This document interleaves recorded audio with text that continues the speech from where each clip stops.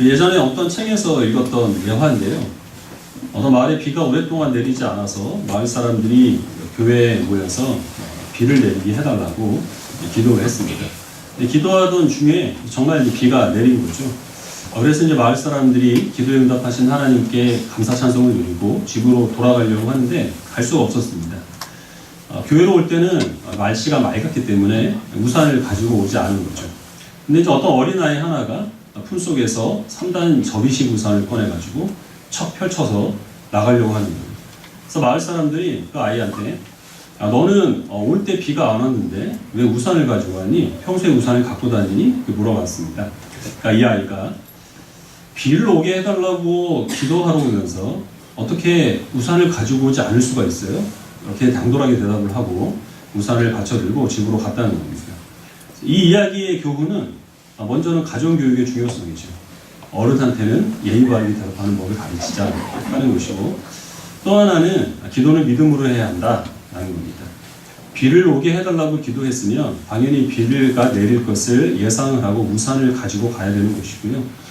병원에 병문안을 갈 때는 기도하기 전에 먼저 퇴원 수습부터 밟아놓고 그 다음에 찾아가서 기도를 하는 게 그게 믿음의 기도지.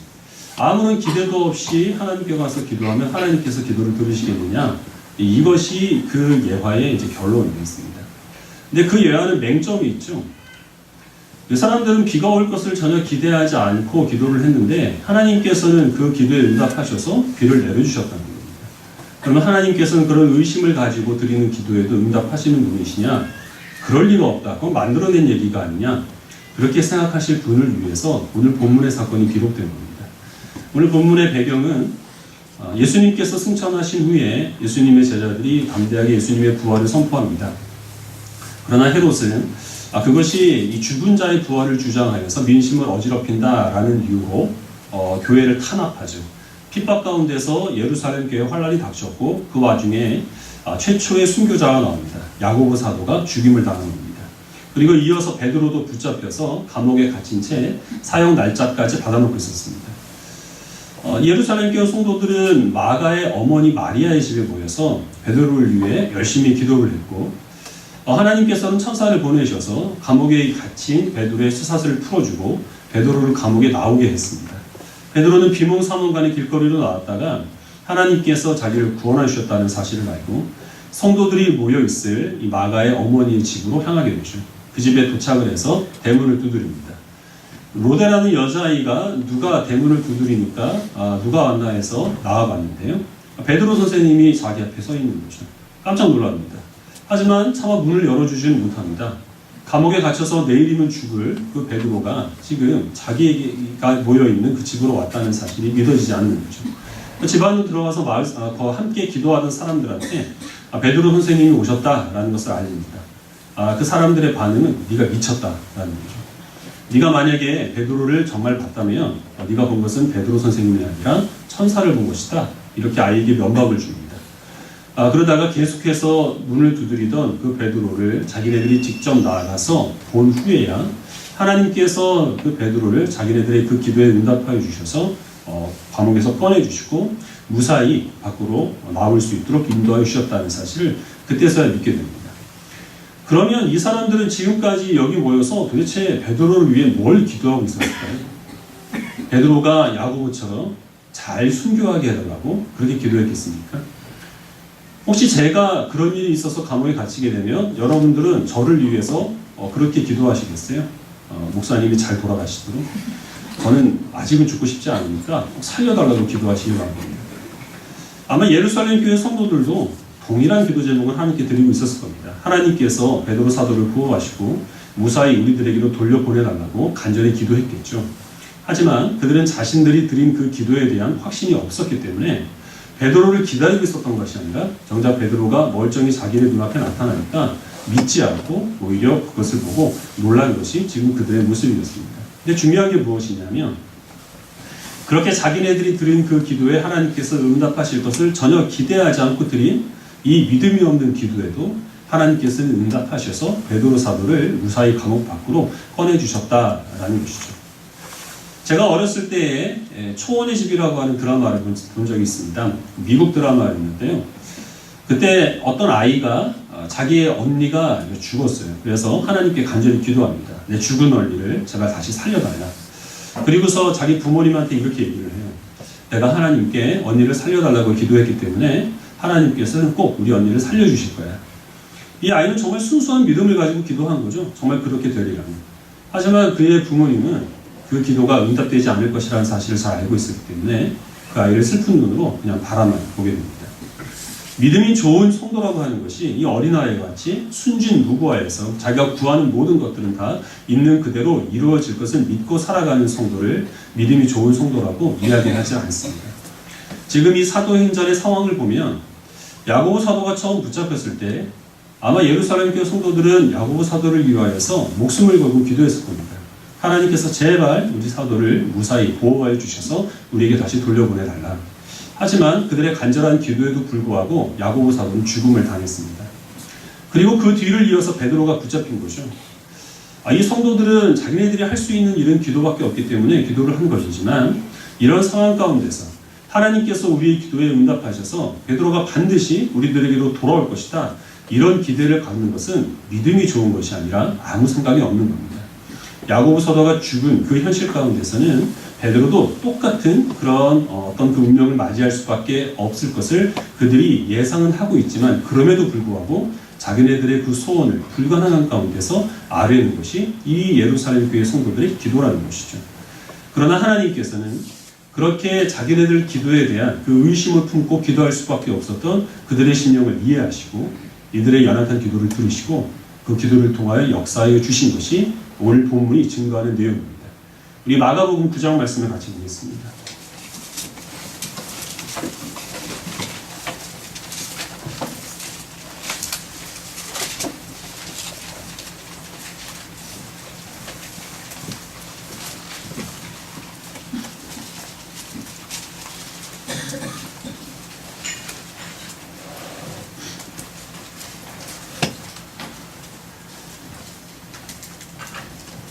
마가복음 9장 21절부터 29절까지 21절을 제가 먼저 읽고 한 절씩 기록하겠습니다. 예수께서 그 아버지에게 물으시되 언제부터 이렇게 되었느냐 하시니 이르되 어릴 때부터니이다.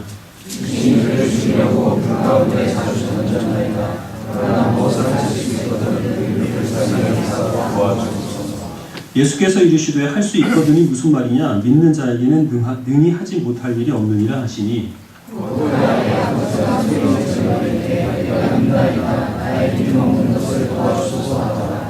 예수께서 무리가 달려와 모이는 것을 보시고 그 더러운 귀신을 꾸짖어 이르시되 말 못하고 못 듣는 귀신아 내가 네게 명하노니 그 아이에게서 나오고 다시 들어가지 말라 하시매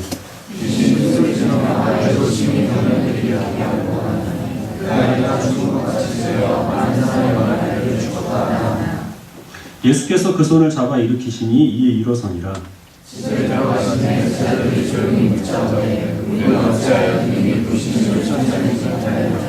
읽겠습니다. 이르시되 기도 외에 다른 것으로는 이런 종류가 나갈 수 없느니라 하시니라.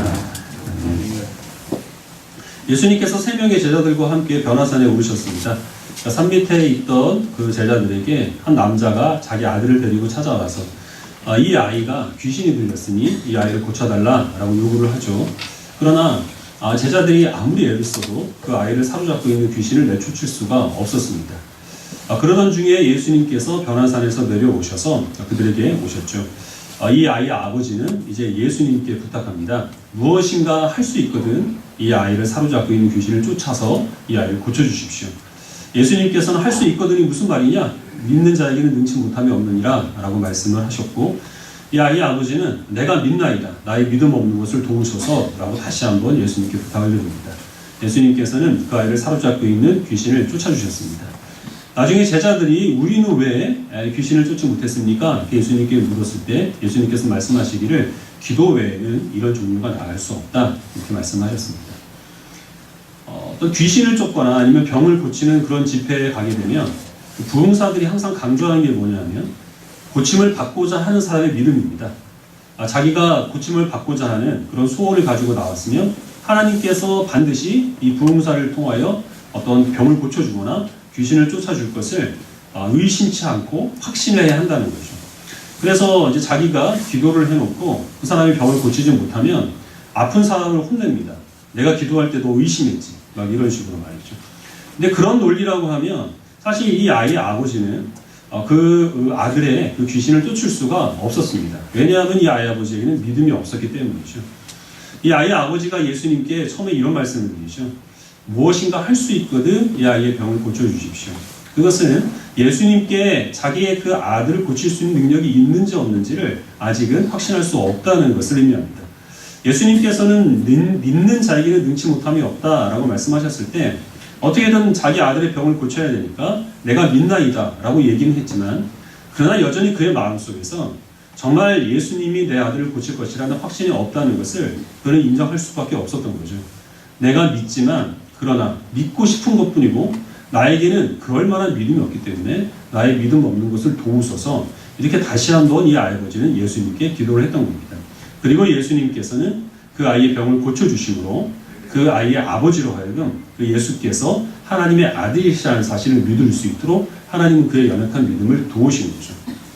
제자들이 실패한 이유가 무엇이냐면 제자들의 경우에는 예수님께서 그들을 부르셨을 때 이미 예수님께서는 그들에게 귀신을 제어하고 병을 고칠 수 있는 능력을 허락하여 주셨습니다. 그래서 이 일이 있기 전에 그 제자들은 자기네들이 병을 고치고 귀신을 쫓았던 경험들이 있었던 거죠. 그렇기 때문에 이 제자들은 예수님께서 이 변화산에서 내려오시기를 기다리지도 않았고 하나님께 기도하지도 않았던 겁니다. 자기네들의 경험에 의하여서 자기네들이 얼마든지 병을 고칠 수 있을 것이라고 생각을 해서 가진 방법을 다 동원했지만 그러나 절대로 그들은 병을 고칠 수가 없었던 거죠. 예수님께서 말씀하신 기도 외에는 이런 종류가 나갈 수 없다라는 그 말의 의미는 기도가 어떤 병을 고치거나 아니면 귀신을 쫓아내는 수단이 된다 이런 말이 아닙니다. 기도라고 하는 것은 나에게는 어떤 일을 이룰 수 있는 능력이 없고 하나님께서 그 뜻을 이루실 것이라는 확신도 내가 가질 수 없지만 그럼에도 불구하고 하나님께서는 나를 긍휼히 여기셔서 내 기도를 들어주시고 나를 통하여 하나님 뜻을 이루실 것을 믿는 하나님께 대한 신뢰가 바로 기도라는 것이죠. 그 기도가 우리들에게 있어서 일으키는 변화는 우리의 소원이 이루어지는 것이 아니라 그 기도의 응답을 통하여 하나님을 더욱더 신뢰하는 것입니다. 기도 응답의 여부는 하나님께 기도드리는 우리들의 어떤 신념, 믿음, 확신 그런 것에 달린 것이 아니라 우리의 기도를 들으시는 하나님께서 우리를 향하신 하나님의 사랑과 자비 그런 것에 달려있다는 사실을 우리는 기억해야 됩니다. 제가 어렸을 때 목사님이나 아니면 믿음이 좋은 사람들을 보면 저분들은 분명히 내가 보지 못하는 것을 봤고 내가 듣지 못하는 하나님의 음성을 직접 듣고 있을 것이다 그렇게 생각을 했습니다. 그렇지 않고서야 눈에 보이지 않는 하나님을 그렇게 확고하게 믿을 수는 없기 때문이라고 생각을 했던 거죠. 그러나 지금은 그렇게 생각하지 않습니다. 저는 하나님의 어떤 특별한 그 역사하심을 제 눈으로 직접 본 적이 없고 성경 말씀 외에 하나님의 음성을 특별히 제 귀로 들은 적도 없습니다. 신앙생활을 꾸준히 해오기는 했지만 청년 시절에는 정말 하나님이 살아계시는가, 내가 읽고 있는 성경이 이게 진실성이 있는가 이런 부분에 있어서 심각한 의심을 품었던 적도 있습니다. 그러나 지금은 물론 하나님의 살아계심을 믿기 때문에 목사가 되었고 말씀을 전하고 있지만 그 믿음이 늘 한결같은 것은 아니고 그것은 저만 그런 것은 아니라는 거죠. 20세기 최고의 전도자로 불리는 사람이 빌리 그레이엄 목사님이죠. 근데 빌리 그레이엄 목사님도 청년 시절에 어떤 그 신앙에 대한 의심이 한꺼번에 몰려와서 자기의 신앙을 통째로 포기해 버릴 뻔한 그런 적이 있었다라는 그런 고백을 한 적이 있습니다. 불신자들을 위한 사도라고 불렸던 C.S. 루이스가 있습니다. 그분은 기독교 신앙을 변증하는 탁월한 책을 수없이도 많이 썼는데요. 이분은 늦은 나이에 결혼을 합니다. 근데 그 아내가 결혼한 지 얼마 되지 않아서 암으로 죽게 됩니다. 그때 이 루이스는 심각한 회의에 시달리게 됩니다. 정말 이 하나님이 내가 믿고 있는 사랑과 인자가 풍성하신 그런 하나님이 맞는가? 이 부분에 대해서 그는 많은 고민을 하고 의심을 하게 되는 거죠. 사람은 지극히 감정적이고 주관적입니다. 이전에 우리가 어떤 극적인 체험을 했든지 아니면 우리가 이성적으로 하나님을 어떻게 이해하고 있든지 간에 그것과는 상관없이 살면서 어떤 불행한 일을 겪던가 아니면 간절한 기도에 응답받지 못하는 그런 경험을 하게 되면 우리는 그 믿음이 기초부터 뿌리째 흔들리게 되는 그런 경험을 하게 됩니다. 그것은 누구나 다 마찬가지로 한두 번씩은 겪어야만 하는 그런 과정인 거죠. 중요한 것은 그것을 어떻게 해결하느냐라는 것인데요. 그 신앙생활 하는 것이 힘겹고 내가 예수님을 믿고 기도하는 것이 무의미하게 여겨져서 그것을 하나님 밖에서 해결하려고 하면 마음은 편합니다. 그러나 그것은 답이 없습니다. 그러나 그런 갈등들을 어쨌든 하나님 안에서 이 아이의 아버지와 같이 내가 하나님 믿고 싶은데 나에게 믿음이 없습니다. 하나님께서 내게 믿음을 주시옵소서라는 그러한 하나님께 매달리는 마음으로 주님 안에서 해결을 하려고 하면 거기에서 변화가 생긴다는 거죠. 비록 우리의 삶은 아무런 변화가 없다고 해도 그러나 우리는 하나님이 인격적으로 신뢰하게 됩니다. 그리고 그 하나님을 의지하는 믿음 가운데서 나의 능력이나 경험이나 나의 지혜 이런 것들을 내려놓고 오직 하나님만을 붙드는 온전한 믿음으로 주님께서 우리를 인도하여 주신다는 겁니다. 예수님께서 말씀하신 믿는 자는 능치 못함이 없다라는 말씀은 나 자신을 믿는 믿음이 아닙니다. 내 기도의 능력, 내가 갖고 있는 믿음의 크기 그런 것들을 믿는 것을 의미하는 것이 아니라 전적으로 하나님을 신뢰하는 믿음을 의미합니다. 그것이 바로 신자의 능력이 된다는 말씀입니다. 말씀 한 구절로 보겠습니다. 예레미야 29장입니다.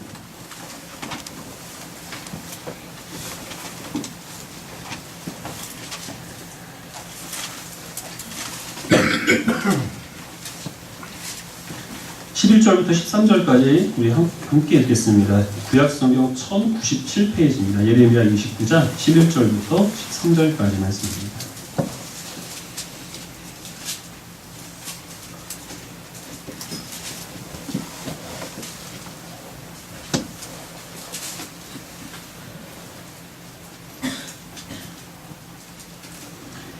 예레미야 29장 11절부터 13절까지 우리 함께 읽겠습니다. 시작. 여호와의 말씀입니다. 너희를 향한 나의 생각을 내가 아나니 평안이요 재앙이 아니니라. 너희에게 미래와 희망을 주는 것입니다. 너희가 내게 부르짖으며 내게 와서 기도하면 내가 너희들의 기도를 들을 것이요 너희가 온 마음으로 나를 구하면 나를 찾을 것이요 나를 만나리라. 이 멸망을 앞둔 그 유다 백성들을 향하여서 하나님께서 예레미야 선지자를 통해 주시는 말씀입니다. 이스라엘은 없어지게 되고 그들은 포로로 끌려가게 되고 70년이라고 하는 기간 동안 그들은 나라 없고 또 어떤 그 하나님의 보호하심을 전혀 느낄 수 없는 그러한 이 절박한 환경 가운데서 살아가게 되는데 하나님께서는 그들에게 당부하시기를 이 이스라엘 백성들을 향한 하나님의 뜻이 재앙이 아니라 그들을 고통스럽게 해서 멸망시키시려는 것이 아니라 그들에게 평안을 허락하시고 또한 그들에게 장래의 소망을 주시기 위하여서 잠깐 그들에게 고난을 허락하여 주시는 것이라는 사실을 잊지 말라는 것이죠. 그리고 또 하나님께서 그들에게 당부하시기를 너희는 내게 부르짖으라, 나를 찾으라, 나에게 기도하라 라는 겁니다. 그러면 내가 너희를 만나겠고 내가 너희의 기도에 응답하리라 라고 약속을 하셨습니다. 그럼 이제 포로로 끌려갈 이스라엘 백성들이 기도할 내용이 무엇이겠습니까? 이스라엘을 망하지 않게 해달라. 우리를 포로로 끌려가는 일이 없게 해달라. 포로로 가도 3박 4일 만에 집으로 돌아오게 해달라. 이런 기도는 극이나 말합니다. 그것은 하나님께서 이미 정하신 일이기 때문이죠. 그들이 포로로 끌려간 바벨론에서 기도해야 될 내용은 비록 그들의 그 포로 생활이 너무 고달프고 이스라엘이 회복될 기미는 전혀 보이지 않고 하나님께서 정말 우리를 택하셨는가? 우리를 사랑하신 하나님께서 나와 함께 하시는가? 라는 이 사실에 우리가 의심을 품을 수밖에 없을 만큼 그런 절망적인 상황이 지속된다고 하더라도 우리를 향한 하나님의 생각은 재앙이 아니라 우리에게 장래의 소망을 주는 것이고 평화를 허락하여 주시는 것이라는 사실을 믿는 믿음을 하나님께 구해야 하는 것이죠. 하나님께 대한 신뢰를 그들은 구해야만 그래야만 이 포로 기간을 하나님께서 계획하신 대로 인내의 과정을 거쳐서 온전한 하나님의 백성답게 회복될 수가 있는 겁니다. 예루살렘 교회 성도들이 사실 대단한 것이 무엇이냐면 그들이 의심을 품고 기도했다고 하여서 그들의 기도를 폄하할 것이 되지 못하는 이유가 그들은 어쨌든 기도했다는 것이죠. 야고보 사도를 위하여서 간절히 기도했지만 하나님께서는 그 기도를 거절하시고 야고보 사도를 순교에 이르게 하셨습니다. 그럼에도 불구하고 그들은 베드로가 붙잡혔을 때 베드로를 위하여서도 여전히 기도할 수가 있었다는 것이 그들의 위대한 점이죠. 의심이 있었느냐 없느냐 하는 것은 그다지 중요한 것이 아닙니다. 그들은 왜 야고보가 죽었음에도 불구하고 베드로를 위하여서 기도할 수 있었을까요? 예수 그리스도의 십자가 때문입니다. 예수님께서 십자가의 죽으심으로 자기들을 하나님의 백성 삼으신 하나님의 놀라운 섭리가 있음을 알기 때문에 자기의 기도에 하나님께서 응답하여 주지 않으셔서 야고보 사도를 죽으셨어도 하나님께서는 여전히 역사하실 것이고 내가 지금 베드로를 위하여서 기도한다고 해도 하나님께서는 이 기도에 응답하지 않을 가능성이 크지만 그럼에도 불구하고 하나님께서는 여전히 우리의 기도를 통하여 일하신다는 확신이 있었기 때문에 그들은 기도한 겁니다. 그리고 그들의 그 연약한 기도를 하나님께서는 귀히 여기시고 그 기도에 응답하여 주신 것입니다. 내 믿음이 연약해 보일 때가 있습니다. 정말 믿음이 뛰어난 사람들을 보면 내가 감당할 수 없는 어떤 큰 헌신을 감당하거나 복음을 담대하게 선포하거나 기도를 유창하게 하는 그런 사람들을 보면 저 사람은 도대체 무슨 일이 일어났길래 저런 믿음을 가졌을까? 나는 내가 몇 년 교회를 다녔는데 왜 여전히 이 모양인가 하는 그런 자괴감에 빠질 때가 많이 있죠. 그러나 우리가 기억할 것이 무엇이냐면 세상을 살아가는 어느 누구도 하나님께서 인정하실 만한 온전한 믿음을 가진 사람은 없다는 겁니다. 모든 사람들은 다 하나님을 보지 못하기 때문에 신락 같은 그러한 어떤 그 기대만 가지고 하나님께 나올 뿐입니다. 물론 개인차는 있죠. 그러나 그 개인차라고 하는 것이 좀 더 굵은 실이냐 얇은 실이냐 이것에 불과한 것이지 어느 믿음인 간에 심한 바람만 불면 끊어질 수밖에 없는 연약한 믿음을 가지고 우리는 하나님 앞에 나올 수밖에 없습니다. 그런 우리들의 그 연약한 믿음 그리고 또 우리들의 온전하지 못한 그런 신앙적인 상태 때문에 내가 드리는 기도를 하나님께서 들으실 것인가, 내가 지금 하나님의 살아계심을 온전히 믿지 못하는 상태에서 예배를 드리는데 하나님께서 내 예배를 받으실 것인가, 내가 구원의 확신이 희미한데 나는 정말 죽어서 천국 갈 수 있을 것인가, 이런 의심을 하게 된다면 그런 것 때문에 어떤 그 하나님의 그 구원의 손길 가운데서 끊어질 것이라는 염려를 하지 않으셔도 됩니다. 왜냐하면 그런 걱정을 하는 것부터가 하나님께서 우리들에게 겨자씨만한 믿음이라도 허락하여 주신 증거이고, 지금 이 시간에 여러분들이 앉아서 예배를 드리는 것 자체가 우리들에게는 하나님 주신 믿음이 있다는 증거이기 때문에 그렇습니다. 여러분들이 시험을 한번 해보십시오. 어떤 없는 존재를 가상을 해서 눈앞에 두고 한 10분만 그와 대화를 나눠보시길 바랍니다. 연기자가 아닌 이상 이건 불가능한 일이에요. 우린 연기자가 아니잖아요. 그럼에도 불구하고 우리는 눈에 보이지 않는 하나님 앞에서 지금 1시간 가까이 예배를 드리고 있고, 우리가 기도할 때도 시간 제한을 두지 않고 우리는 응답도 없는 하나님께 계속해서 기도를 드리고 있습니다. 그것은 우리들에게 겨자씨만한 믿음이라도 있다는 증거입니다. 그 믿음이 온전하지 않다는 것을 우리가 인정을 하여서 하나님께서 연약한 내 믿음을 도우시고 온전한 믿음을 달라고 기도한다면 하나님께서 우리의 그 기도와 예배를 통하여 역사하심으로 하나님의 살아계심과 우리를 사랑하신다는 그 증거를 우리들에게 보여주실 것이고, 우리는 더욱더 하나님을 신뢰하는 믿음으로 나아갈 수 있게 될 줄로 믿습니다. 하나님께 간절히 기도하고 주님께 무엇인가 소원을 가지고 정말 목숨을 걸고 안 했지만 하나님께서 그런 기도에 응답하여 주지 않으면 의욕을 잃어버릴 수밖에 없습니다. 기도에 대한 열정이 식을 수밖에 없죠. 그리고 이것은 신앙생활을 오래 하면 할수록 더 자주 겪을 수밖에 없는 일이고요. 기도에 대한 열심이 크면 클수록 거절당하는 기도의 제목은 더 많아질 수밖에 없습니다. 그래서 내가 이렇게 기도한다 하들 하나님께서는 그대로 응답하여 주지 않는데 내가 하나님께 기도할 필요가 무엇인가 라는 그런 생각이 든다면 예루살렘 교회 성도들을 생각해 보시길 바랍니다.